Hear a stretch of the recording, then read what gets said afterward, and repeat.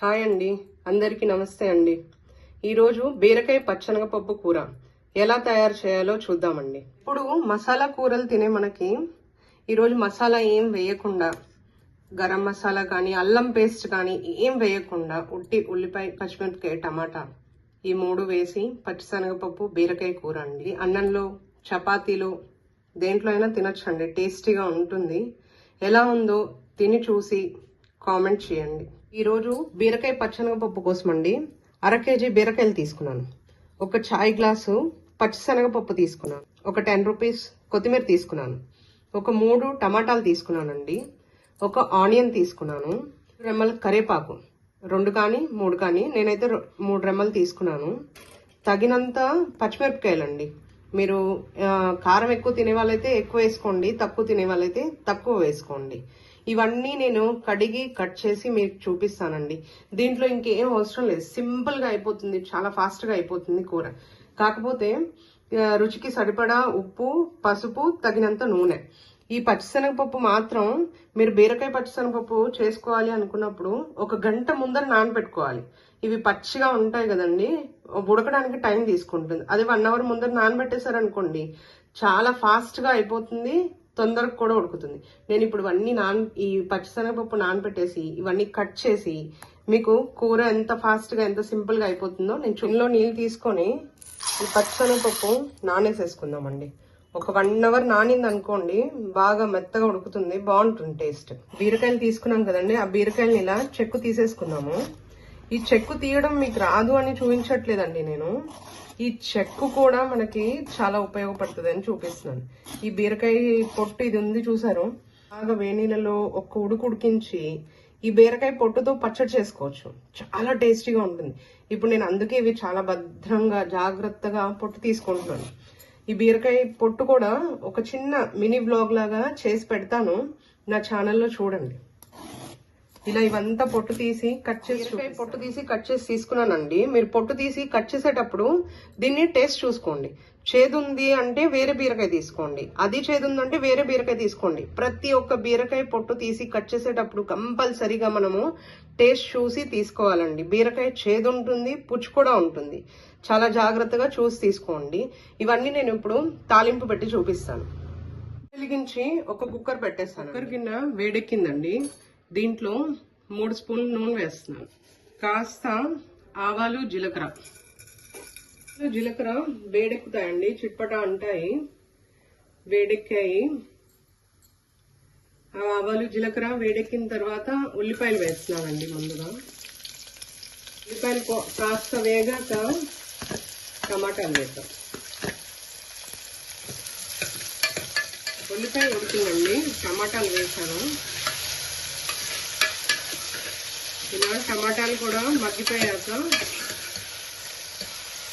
దీంట్లో ఇంకా నేను బీరకాయ ఇవేమి వేయలేదండి, టమాటాలు మగ్గుతున్నాయి ఇప్పుడే. జాగ్రత్తగా పైన చింతో ఉంటుంది టమాటాలు వేసాం కదండి, టమాటాలు ఇలాగా కాస్త మగ్గుతున్నాయి. ఇప్పుడు మనం ఇందాక పెట్టుకున్న కరివేపాకు వేసేస్తున్నాను.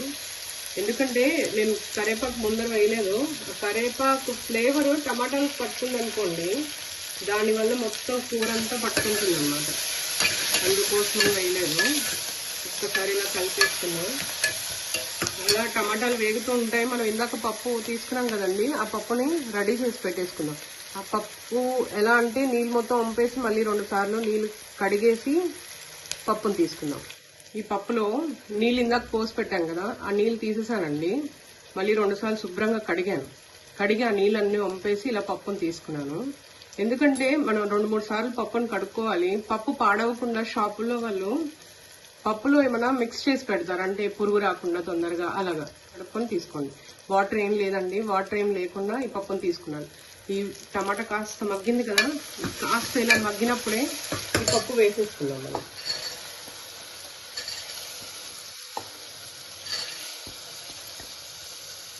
ఇప్పుడు తగినంత ఉప్పు వేద్దామండి, మళ్ళీ తర్వాత చూసుకొని బీరకాయ వేసినప్పుడు వేద్దాం. కాస్త పసుపు.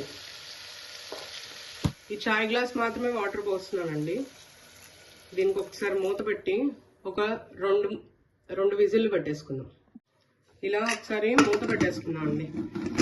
పచ్చిశనగపప్పు బీరకాయ కూరకి పప్పుని మరీ పిసర్లా ఉడకపెట్టేసుకోకండి, కొంచెం కచ్చా పచ్చగా ఉడకపెట్టుకోండి.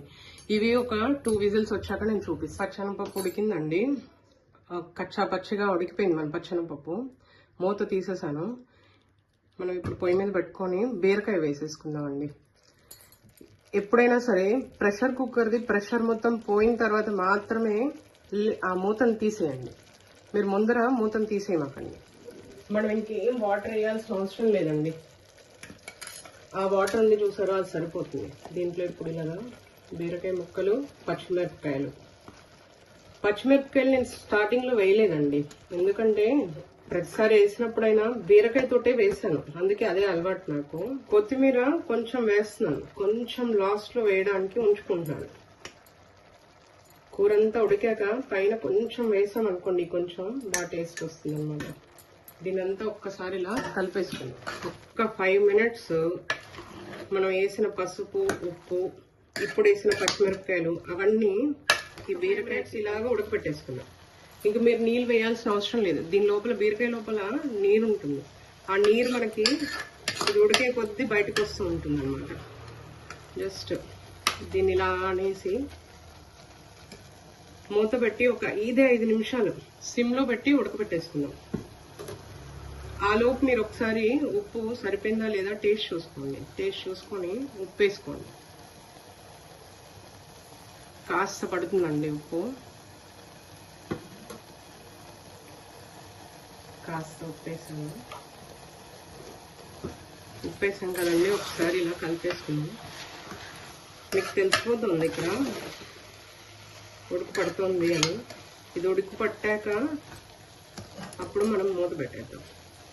దీన్ని ఒక్కసారి మూత పెట్టి 5 నిమిషాలు ఉంచుదామండి.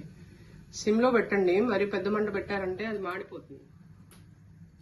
చూసుకుందామండి ఒకసారి. పచ్చిశనగపప్పు ఉడకబెట్టుకునేటప్పుడు మాత్రమే మనం ఒక్కటే ఒక గ్లాస్ వాటర్ వేసామండి. దీంట్లో ఇంకా ఏ మాత్రం కూడా వాటర్ వేయలేదు. చూసారు, బీరకాయలోంచి వాటర్ కాస్త ఊరే. మీరు ఒకవేళ ఇలాగే కావాలి అంటే ఇలాగే తినేయచ్చు, లేదు కొంచెం వాటర్ అంతా ఇనికే వరకు ఉంచుకుంటాము అంటే స్టవ్ ఆన్ చేసుకొని ఒక మంట పెట్టేసుకోండి. ఉడికిపోతూ ఉందన్నమాట.